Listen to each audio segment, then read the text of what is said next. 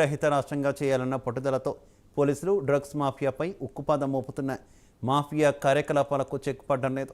తాజాగా హైదరాబాద్లో మరోసారి డ్రగ్స్ పట్టుబడడం కలకలం రేపుతోంది.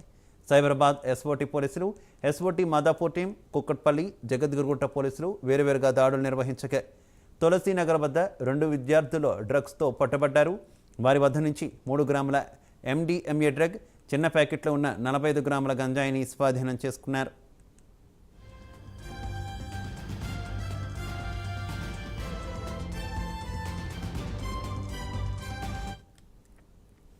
తిలక్ సింగ్, అఖిల్ శివ అనే 2 యువకులను అరెస్ట్ చేసి విచారిస్తున్నారు.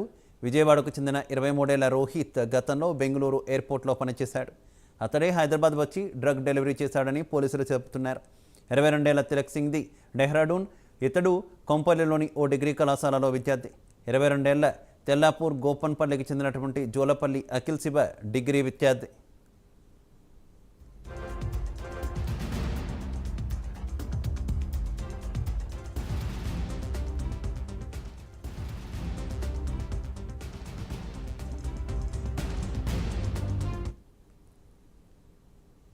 మహబూబాబాద్